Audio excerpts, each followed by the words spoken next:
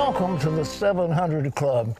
You know, I want to comment on one thing before we start our other news.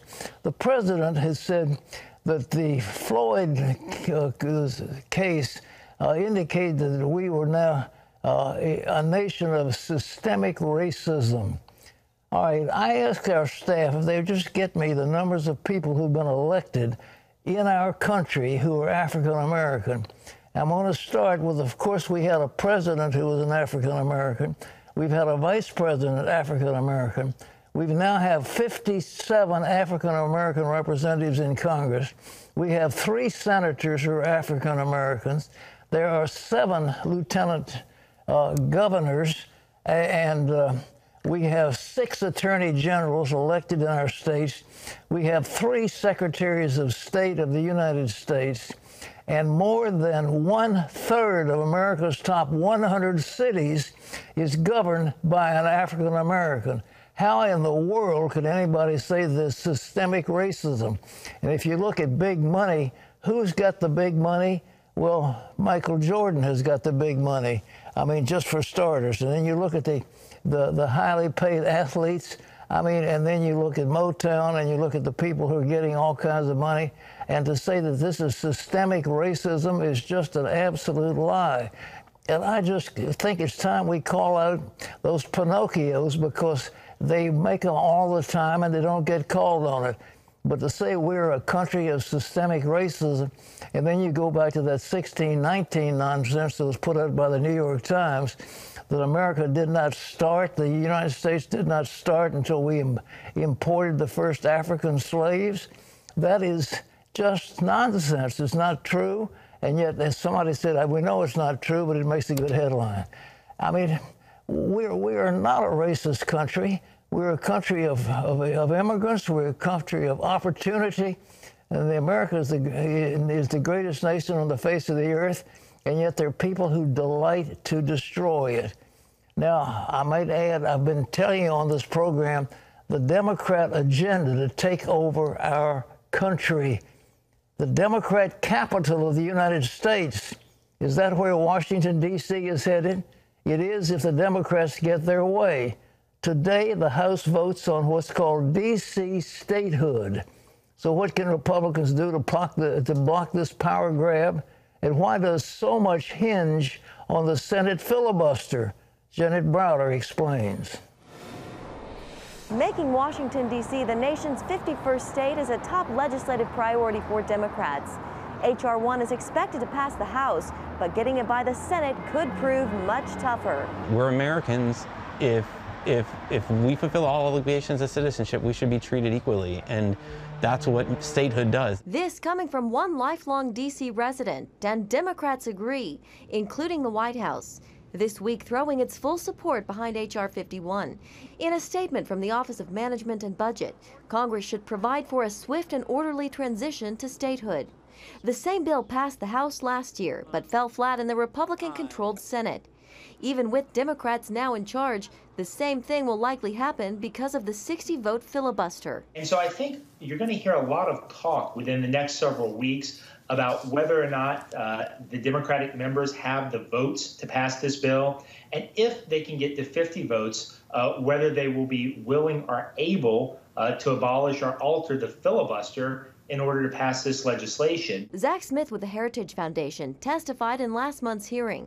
He tells CBN News there's a constitutional reason the nation's capital is not a state. The framers envisioned that the seat of the federal government would be independent from any state. And there were really 2 reasons behind that. They wanted to ensure that the federal government could have physical control over the Capitol sufficiently to secure the officials who work there, the buildings that are there that house government operations. And they also wanted to make sure that no one state had an outsized influence on the operations of the federal government. Republicans see the effort as a power grab. House Minority Leader Kevin McCarthy. It's unconstitutional. It's no different than packing the Supreme Court. The only reason the Democrats are doing it is trying to get more electoral votes and more senators. And why they're doing it when they are, because they know they're going to lose the majority. It was never created or should be a state. If there's anything it should do, it should go back to Maryland. Since D.C. consistently supports the Democratic nominee for president, statehood would tilt the balance of power in the Senate to Democrats. So much hinges on the Senate filibuster for this bill and others. Right now, though, not enough senators support getting rid of it. So 60 votes it is. In Washington, Jenna Browder, CBN News. You have to go back to history and realize that Hamilton and Jefferson were talking together, and the thought was the capital should be in Philadelphia. And yet the southern states said that's too far away for us. And the northern states said we don't want to go down into Georgia or Alabama or North Carolina. And so they had a compromise between Alexander Hamilton and Thomas Jefferson on where to put it. And it was called the District of Columbia, and Washington was going to be a city as the capital of our nation in the district, but it was never intended to be a state. And this is a clear power grab by the Democrats to overturn the history and the Constitution of the United States. Well, CBN chief political analyst David Brody is here to talk about the Democrat agenda. David? D.C. statehood is just one part of a massive power grab by Democrats. They want to get rid of the Senate filibuster, pack the Supreme Court, federalize elections. What are the chances that they'll make this happen? Well, let's start with this, Pat. It's all about the Senate filibuster. You mentioned the Senate filibuster. Look, if Democrats can change the filibuster rule, the legislative filibuster rule, then everything else we're talking about, D.C. statehood, this federal elections, H.R. 1 we've heard so much about, the Equality Act, gun control, packing the Supreme Court, all of it becomes reality. But they've got to change the legislative filibuster first, because that takes the threshold down from 60 votes to only 50 votes. And that's what Democrats want to do. And let's be clear, Pat, that is exactly what Democrats want to do. The only thing stopping them are two people, really one. Senator Joe Manchin from West Virginia. He's the one to watch. He's the only one to watch. Maybe Kyrsten Sinema from Arizona. Those are the two that have had issues with the filibuster. But I can tell you from some of my sources on Capitol Hill, they are indeed being pushed by Democrats. There is a full-on campaign to get Manchin and Sinema to change their view on the legislative filibuster, saying now is the time to get all of this done. And the question is, why is now is the time? Well, there's a lot of reasons for it. But let's be honest, Kevin McCarthy, in that interview that you saw with Jenna that was in her piece, I did talk to Kevin McCarthy yesterday, and he believes on a scale of 1 to 10 that Republicans will take back the House in 2022. So Democrats know that they got to get it done now or they're going to be in big trouble. Is there a chance, you know, it looks like the people are really disgusted with Washington. Are there some vulnerable senators so that not only will the House switch, but maybe the Senate may switch? Yeah, well, for sure. As a matter of fact, the political prognosticators, people that do this for a living, not just the pollsters, forget the pollsters. I think we're all done with the pollsters, Pat. But people that actually track these races down on the ground say that the Senate clearly is up for grabs, just like the House. And so everything's up for grabs in 2022. And I think Democrats, the reason you're seeing so much of this liberal push by Biden and the progressives is not just because of 2022, but, you know, they remember that they're going to go back to Merrick Garland. Remember, Merrick Garland wasn't brought up as a Supreme Court nominee. Then Amy Coney Barrett was rushed, according to the Democrats, in just a few weeks or 3 or 4 weeks. So they're frustrated. They're angry at Republicans. They're angry at Mitch McConnell for holding up legislation when Republicans control the Senate and they control the House.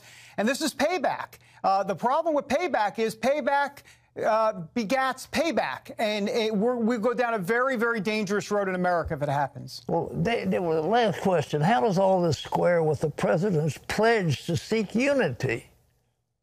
Yeah, well, listen, I'm not a Washington Post fact checker, but if I was, I'd give it 4 Pinocchios. I mean, are you kidding me? What unity exactly? There's been no unity. They did budget reconciliation on the $1 trillion stimulus bill. They're about to do budget reconciliation on the Jobs Act coming up. Kevin McCarthy, like I said, I spoke to him. I want to play a quick little soundbite of Kevin McCarthy saying that he hasn't even talked to Joe Biden yet. Have a look, Pat. I've never spoken to President Biden since he's become president. So I I could not judge, not one time. Nor has he called me, nor have I spoken to him. Now, I request meetings to talk about the border more than a month ago and the crisis that he created. But unfortunately, when the president talks about bipartisanship, that isn't what he means. Pat, on unity, it's all been words, no action whatsoever from Biden. Thank you, David. Appreciate it. Well, in other news, banning chokeholds and no-knock warrants. These are just two items in a bill on police reform. Plus, what action is the DOJ taking with the Minneapolis police? John Jessup has more on that story. Thanks, Pat. Police reform is gaining momentum after the Derek Chauvin verdict over the death of George Floyd. Attorney General Merrick Garland announced a federal probe into the Minneapolis Police Department, seeking to learn if officers regularly breach civil rights through excessive force or discriminatory methods. In the Senate, South Carolina's Tim Scott plans to bring back his 2020 police reform bill, which bans chokeholds and no-knock warrants, as well as make it easier to pursue criminal charges against police officers. Scott says he believes he can reach a compromise with Democrats over issues that scuttled the bill last year. Well, turning overseas, Russian President Vladimir Putin is telling foreign powers Moscow won't tolerate any interference in its sphere of influence. In his annual State of the Nation address, Putin warned against crossing, quote, red lines, promising Russia will respond harshly, quickly, and asymmetrically to any provocation. He also trumpeted the nation's increasing investment in hypersonic weapons and ballistic missiles. This as Russia menaces neighboring Ukraine, moving an estimated 150,000 troops to the border and increasing naval activity in the Black Sea. Wednesday, the State Department called on Moscow to draw down its massive military force encroaching Ukraine. Well, for millions of people around the globe, freedom to openly practice their faith is a dream. The U.S. Commission on International Religious Freedom monitors the world to shine the light on the issue, and it's just released a complete picture of places considered the worst offenders. CBN's Jennifer Wishon has the details. Christians are being persecuted around the world at a pace not seen since the 1st century. This as China terrorizes millions of Muslims while conducting business as usual with the world. For a very small budget every year, the United States government drops this bomb in the human rights community that reverberates on every corner of the globe. A bombshell annual report on the state of religious freedom around the world by the U.S. Commission on International Religious Freedom. A grim tale of staggering proportions.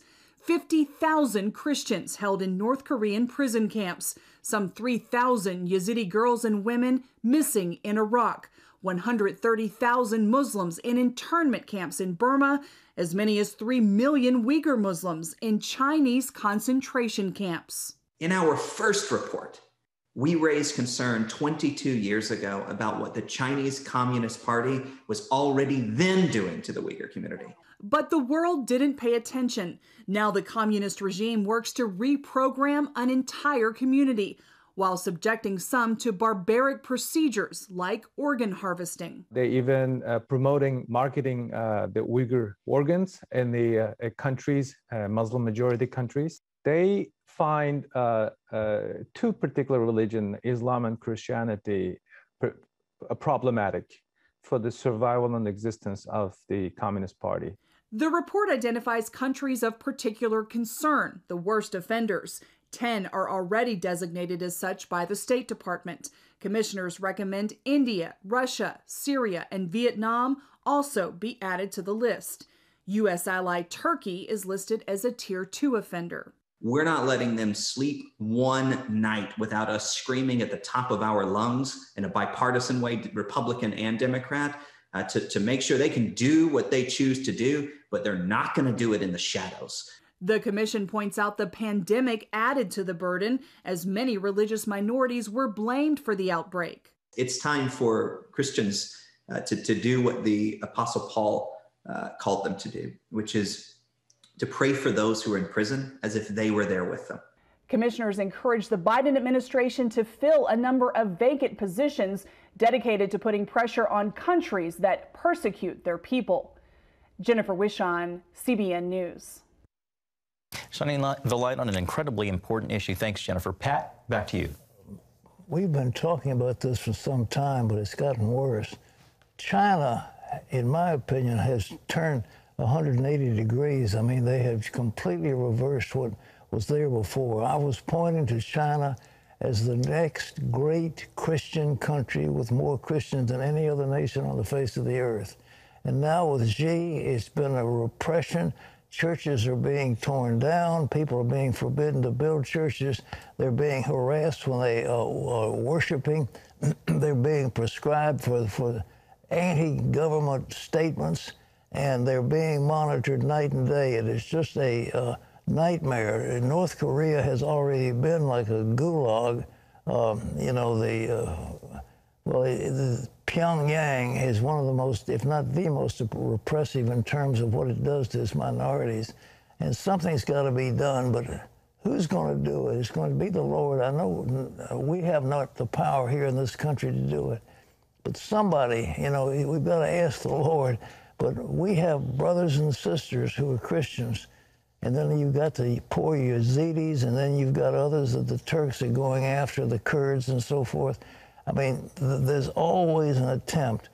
The Turks did to the Armenians something that was just horrible. It was genocide, and they will not, they don't even want us to mention the fact that it was genocide, but it was genocide against the Christians in their country. And, you know, one of these days, Erdogan's, who is now more and more dictatorial and more a strong Muslim. It used to be that Turkey was, you know, well, Ataturk was he wanted freedom. He wanted a secular country, but Erdogan says, no, we're an Islamic state, and we're going to do everything we can to emphasize that fact.